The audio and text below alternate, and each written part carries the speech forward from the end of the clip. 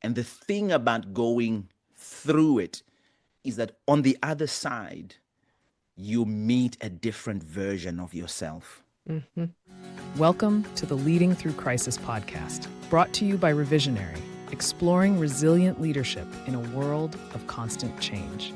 Every few weeks, Celine Williams, speaker, strategist, and trusted advisor to leaders navigating change, brings conversations that explore how to deal with the inevitable and perpetual shifts of leadership.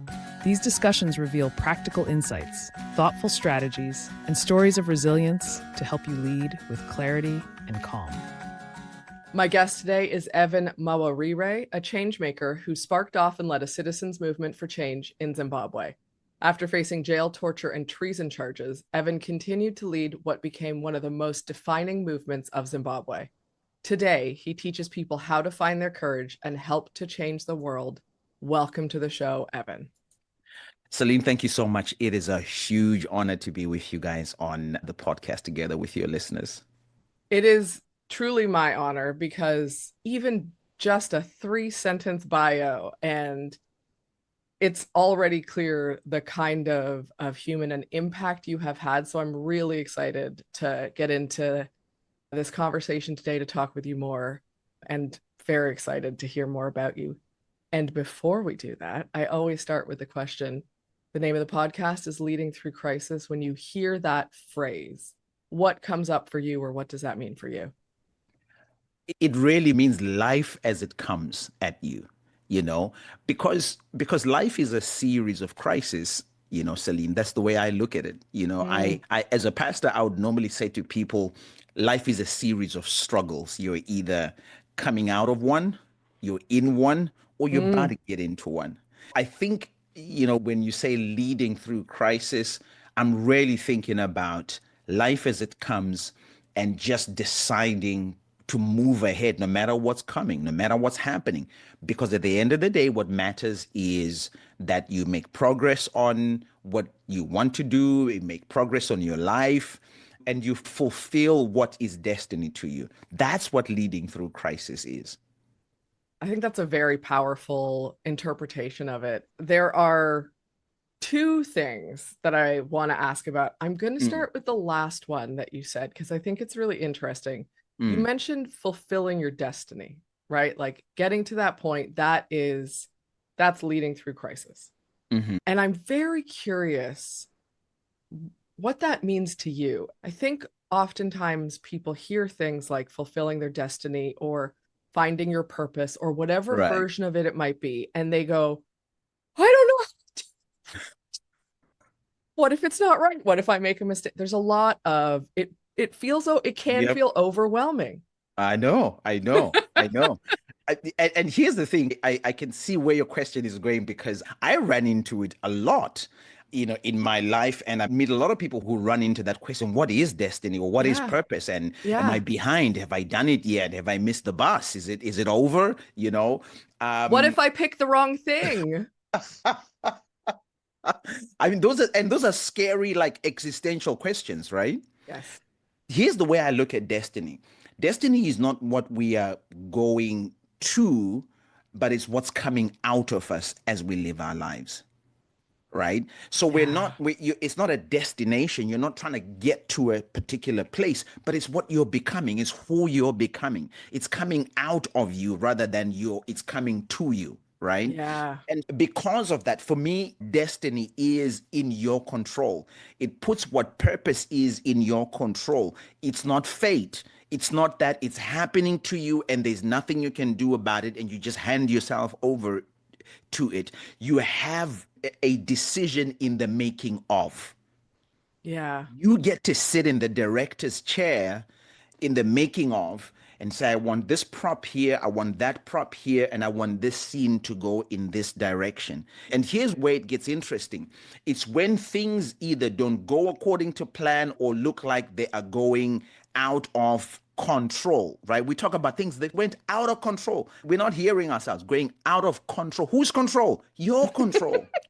right? It's when things get out of control, and it's normal for things to get out of control. That's how we know that you are going somewhere, you're trying to do something, because things are getting out of control. And part of the job of directing means getting things back into control, or as close to the control line as possible. And I think for me, that's the exciting part about living out your destiny and living out your purpose, is that it's coming out of you. It's you who crafts it, and then you chase it. Yeah. I love what you said about control. We talk about this a lot. For anyone who is listening, they're probably like, here she goes again. But recognizing, the more you can recognize what's in your control and release the attachment to what's out of it, because there's always going to be things that you can't control. There's Yep. always going to be. And if you add into the things you're trying to control your destiny, understanding someone else telling you what your destiny is, that's missing the point, because it's yours. You get Exactly. to decide. It's not someone Oh. else going, okay, hopefully you'll get here, enjoy figuring it. Like, you get to make choices, so you can't actually do it wrong. Mm-hmm. Mm-hmm. You get to do it. You're one of my favorite songs is a song by Frank Sinatra, Ooh, where yeah. where he sings and he says, "I did it my way." Yes. Like every Yes. time I listen to that song, Sally, every time I get goosebumps, I'm like, wow, I have had the chance to do it my way. Now, it may not be right for everybody else. It may not have been the best, even for me, but I got the chance to do it my way. Yeah. And that's part of what fulfillment is all about. The fact that I was able to apply my thinking, I was able to apply my emotions, I was able to apply my desires, I was able to apply my plan to something, and it worked to a certain level, or it didn't work to a certain level. Because believe it or not, fulfillment also comes from not just owning your victories, but also owning your failures, or your days, or your times where you didn't make it, and saying, that's mine too. I learned Yes. from that too. And I'm proud of having stepped up and having walked that part of my life too. Yes. I thank you for saying that, because it is, we, if you're in the world of entrepreneurship, if you're in the world of going to conferences, you hear all about the wins constantly. This is how, what I did. This is how it, win, win, win, win, win. And nobody Mm, talks about the failures or the things that didn't work. And I mean, I don't think we should hate the word failure, but I understand people do. But we don't talk about that. And we pretend they don't exist. And we don't allow people the grace of saying, actually, those are just as important. Take the shame out of it, take the regret out of it. I yeah. learned from that. I did that and I learned from it. Oh, yeah. If we can consistently reframe that to, what did I learn from the thing that didn't work? Then that becomes part and parcel of the bigger win, not this separate thing that we try not to look at. Oh, yeah. I had a friend of mine who was actually a mentor to me, and he used to say to me, Ivan, we are made more by our failures than we are by our successes. And the point he was putting across was, every time I do something and it doesn't work, I figured out, okay, it doesn't work that way, so I'm going to try another way. Yeah. And eventually, Yeah. when it works out, I don't owe my success to the point, to the moment of success, or to the time that I finally got it right. I owe my success to all the times I got it wrong, Yes. because all of those times were the times that taught me it doesn't work that way. You can't do it that way. And then I figured out, I iterated and iterated and iterated. And you were talking about my story in Zimbabwe. I'll take you into a little bit of that. Please, please take us into all of it, because I was going to ask about that anyway. So, When people hear my story, one of the things they kind of ask is, what on earth? Like, dude, are you, I mean, how did you even do that? And the story starts out in a very ordinary way. I was pastoring a very small church in Harare in Zimbabwe. And our nation, Zimbabwe, had been through so much in terms of the political and the economic side of things. And I'll give you a quick example. The guy who was president in Zimbabwe since 1980 had stayed in power for 37 years. That was until 2017 when he finally was ousted. And in those 37 years, this man brutally, brutally killed people. And just what he did to Zimbabweans in general was horrible. And this is thousands of people that were murdered. And in one of those moments when he lost the election and just refused to go, he lost the election and just said, I've lost, but I'm not leaving. And Right. then he went into the areas that voted against him and gave people the choice of punishment, whether it was something that they called long sleeve, short sleeve. And it's a choice that you make, whether your arm is chopped off at the wrist or at the elbow. Okay. It's a Jesus. punishment to remind you to vote correctly the next time. This is Of how course. bad this man was. And then the economy crashed multiple times. I'll give you one example of the worst economic crashes we had in Zimbabwe. In 2008, Zimbabwe's economy was running at 286 million%. Yes. Wow. Let me. I know it's crazy, right? 286 million. To put that into context, the largest banknote we had was this guy here. This is a $100 trillion note. Oh my gosh. I can see that in that. Yep, $100 trillion note. And at the height of inflation, you know what this was able to buy? Oh God. 2 loaves of bread.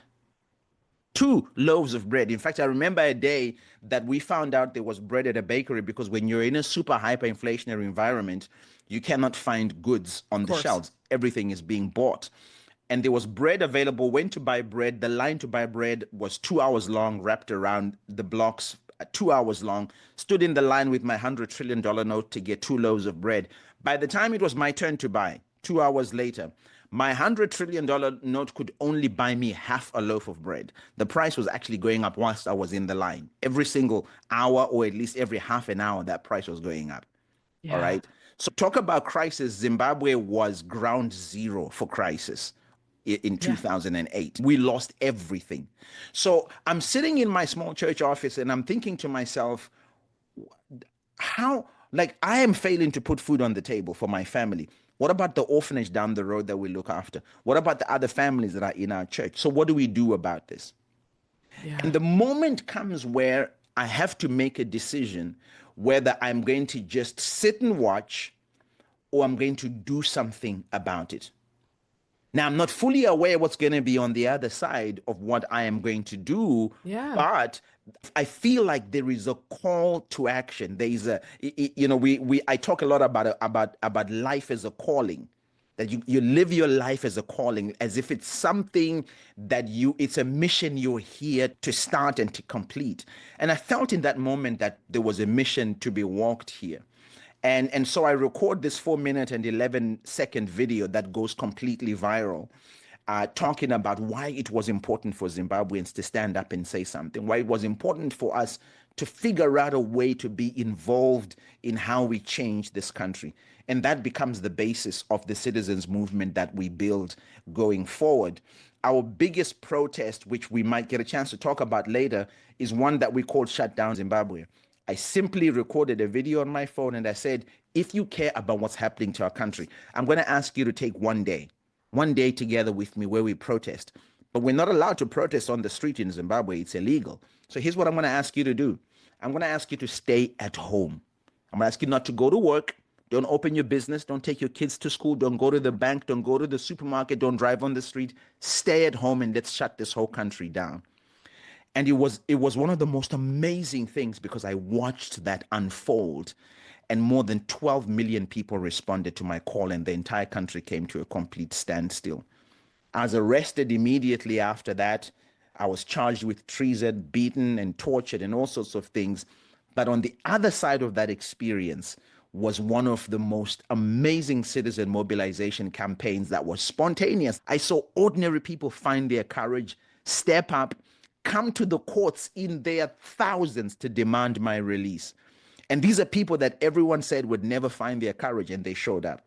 So for me, the essence of leading through crisis, or the essence of being somebody that wants to keep being present in a crisis, means that first of all, you have to have a decision about what it is you're going to do. What am I going to do in this crisis?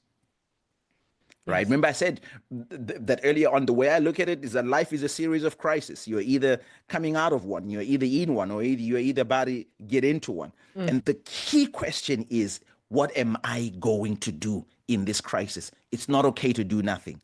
And that's what happened to me sitting in my church office. The decision was to do nothing, as far as I was concerned, was immoral. Yeah, I know that is just a piece of your story, but I just want to acknowledge how powerful even that piece truly is. I can't imagine that moment and the realization and making that choice, and how just all of the things related to it, because there's impacts for you, for your family, for your parishioners, for the people in your community. And I think it's really incredible that you made that choice. And also, I love that 12 million people protested in that way along with you. I think that is one of the most powerful things I have ever heard. Celine, when I look back on the story, I still get goosebumps thinking Oh, about sometimes I'm like, what was I thinking? What were we like? Are you crazy? yeah. But something happens when you make the decision to be present in a crisis, and when you make the decision that the crisis is the guest in my life. I am the permanent resident here. This Yes. crisis is temporary, and so I'm going to face it. And so I'm going to figure out a way to either live through it or to push it out or to get stronger through it, but whichever way, it's not taking over my Yes. life. So I'm in a crisis, but I am not a crisis. Yes. Oh, that will preach. I'm gonna write that down. Yeah. Good. Right? No, but that's exactly it. And that is a very powerful statement. It is not you. It is not, I think it's very easy for all of us when we are in a crisis. And look, let's also acknowledge that the crisis you were in was a macro crisis. That is a Mm, countrywide political, it affects your ability to eat, your ability to survive. Like, that is a macro crisis. That is not yeah. I can't pay my rent this month, which is a micro crisis compared to that. I think, especially when we are in macro crises, we are so prone to, it's so out of my control that I'm Mm, going to do nothing and I'm going to wait to see what happens, as opposed to thinking, okay, what can I do? What mm, can I control? What is it? Yeah, this may not change the current, government faction that's in that. It may not, but I can control how I speak about it or what I wow. do. Right. And I Wow. think that's the really, one of the many incredible things that you did in that moment was you were like, what can I do? What's my choice? What's in my control? And you did it. You could have been a fly on the wall yesterday. I was speaking to 170 students from around the world who are taking a leadership course. And that's the exact thing I said to them, literally word for word, because they were asking, okay, so there are all these crises happening around the world. I feel helpless. I feel powerless. It's overwhelming. I don't even know where to start. Start where you are with what you have. This used to be an inscription on my wall in my church office. And I actually wrote about it when I finally wrote the memoir after years of decompressing the crazy journey, finally wrote a little memoir about it. And I write about this inscription on my church wall that says, start where you are with what you have, and the world will respond to your passion. This is the core or the nucleus of either leading through crisis or finding your courage of doing anything. Is you start where you are. You Mm. start with, what can I do either for me or in my immediate situation, and then let that grow.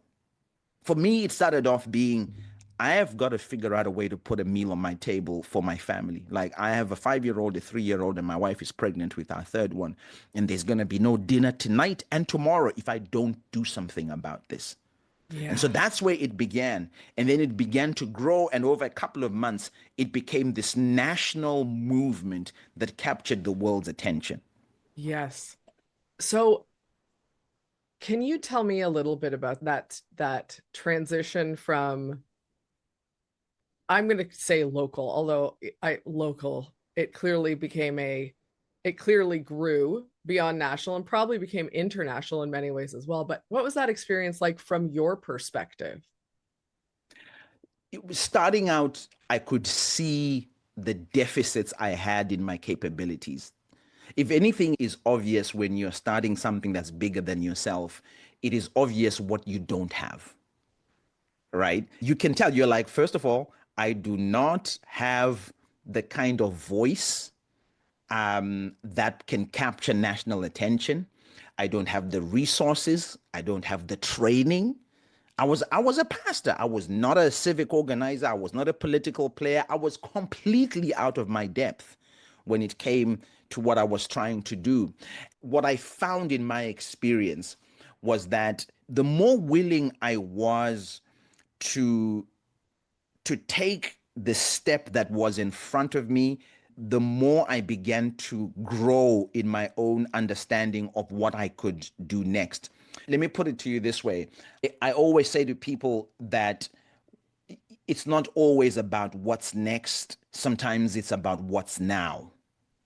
Yeah. Right? A lot of people don't get moving or don't get doing what they need to do because they're trying to wait until they have the full plan in place, until they have the full explanation of, okay, where's the money going to come? Where the connection's going to come? How are we going to get the influence? How do we get national? And they want to have, and that's okay. That's fine to try and have the plan. But there are times when you can't see the plan. You just don't know the fullness of the plan. In those moments, it's important for you to focus on what you can do now and not only on what you should do next. So focus on the now and not on the next. And that for me was a big part of the journey in the early days. The now step. What are we supposed to do now? Here's a good example. I start off with the first video that goes viral. And after that, I'm like, okay, so that video went viral. That was totally unexpected. And I'm scared, by the way. I'm completely terrified because I know what has happened to people that have challenged the dictatorship in Zimbabwe.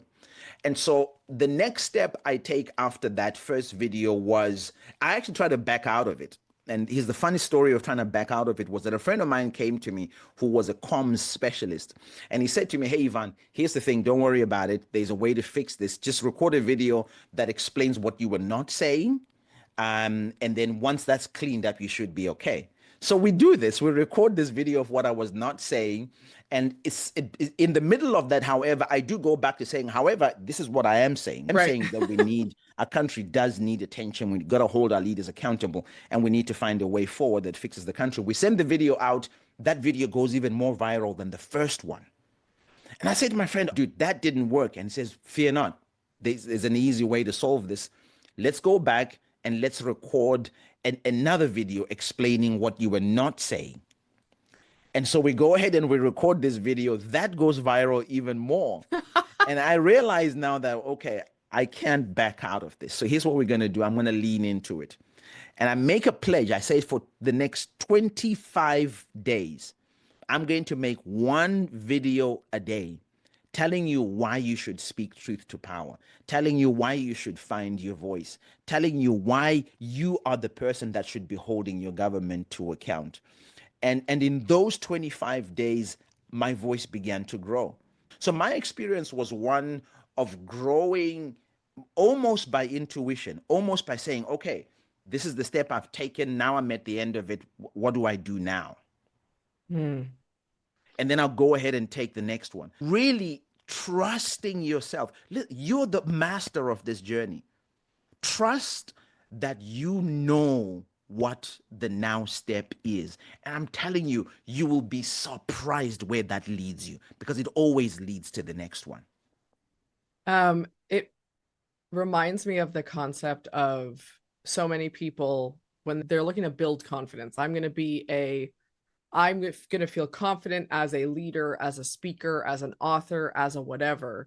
They wait to do anything until they're there and not recognizing that it's actually the steps to get there that build the momentum that create that confidence. It's not I'm going to learn everything about all of these things and then I'm going to feel confident. It doesn't work that way. It is the steps, momentum. And then suddenly you're like, oh, hold on. I feel good about this. And it Exactly. reminds me of exactly what you're talking about. Oh, yeah. I mean, that's the answer I give to people. I'm going to steal the phrases you've used there, the steps and the momentum, steps, Yeah. momentum. When people say to me, how did you end up doing this? Because for me, it's almost like I was becoming, I didn't start out as this individual who wanted to challenge the dictatorship, but I became this voice. I became this entity. I became this idea of an ordinary person speaking truth to power, and got to a point where after 3 years of doing it, I had been arrested almost 8 times. I was facing between 60 to 70 years in prison had I been convicted. And by the time I was at the end of that journey, I kid you not, none of that fazed me. I'll be honest with you, none of that fazed me. And I'll prove it. We escaped with my family. We escaped Zimbabwe and we landed here in the United States. And after being here 6 months, my daughter was born when we got here. And after she was born, I remember holding her 3 months after she was born, and I was holding her, and this feeling on the inside of me, it was one of the weirdest but exciting feelings that said, you haven't finished. You didn't finish. And the hardest job was turning to my wife and saying to her, I need to go back. Mm, And her saying, are you out of your mind? yeah. I'm not surprised by Right? that. Are you and and then eventually, after a really difficult conversation, and I thank her so much for bearing with me, because I know I was a very difficult person to deal with during that time. We finally made the decision, and I went back. I was arrested at the airport on arrival as I walked off the plane and went Wow. straight back to the maximum security prison. But those moments were some of the most exciting moments. I was so ready, I was so prepared. However, had you told me about all of these experiences at the beginning of the journey, Celine, I would have never have taken. I would have told you to go and jump off a cliff and be Right. happy about falling to the bottom, because I'm not doing it. Right. Not you. That, yeah. Yeah. But at the end of that journey, I stood there, and even now I look back and I'm like, there is no amount of money you could pay me to give up that experience and the journey and the things I saw, the things we did, the results that we achieved, and the person that I became after that journey. Yes. Of course, because I imagine it fundamentally changed you in incredible ways and made you who you are now. And you get to change the world now. You get to use that to change the world and change people and change how things operate in a way that has an impact beyond yourself is incredible. Oh yeah. Oh yeah. One of the things that I think, and I love the name of your podcast, Leading Through Crisis, is that you lead through it, not around it, not over it or under it. You lead through it. And the thing about going through it is that on the other side, you meet a different version of yourself. Mm-hmm. It's like literally walking and meeting a version of yourself on the other side that says to you, hey, just look at us now, right? Yep. Welcome to the next level. Yeah. Right? And you get a chance to think of yourself differently, to see yourself differently, and you get a chance to see every challenge around you very differently after you have gone through and allowed yourself to go through it. Yes. I love that. And I think we're not always aware of that, definitely not early on. But I think even after the fact, people often don't pause to look at or consider how they've changed, who they are now, all of the gifts that come Mhm. from those moments. I'm not Yes. taking away from how terrible some of those crises are, the trauma, all of that exists. And also, there is a gift at the end of it if we can process, learn from it, do the things that give us that gift. Mm. And I love that word you've used, the gifts. The gifts, right? Yeah. And part of what gifts suggests to me is this process of unwrapping. If you've gotten a birthday gift or a Christmas gift, there is the process of unwrapping it and opening it up until you get there. And that's what it is. That's what leading through a crisis or facing a crisis head on or making a decision to go ahead through something that's difficult, something that's hard. It's unwrapping a version of yourself, basically is unwrapping. And I think, if I can put it this way, again, writing on that word you've used, a lot of us are sitting there with stacks upon stacks of unwrapped gifts. Oh, yes. And the Yes. only way to unwrap those gifts is to go through a crisis, is to face the thing that you fear the most. You're not going to know what's in the box, what's in you, until you let me actually let me riff a little bit on that, and if it doesn't make sense, just edit it out and throw it away. I'm sure it will Crazy. make sense. But I almost feel like my late dad, he was a farmer. He was a subsistence farmer. So he wasn't like a big commercial farmer. He used to have a small plot of land to farm, feed his family.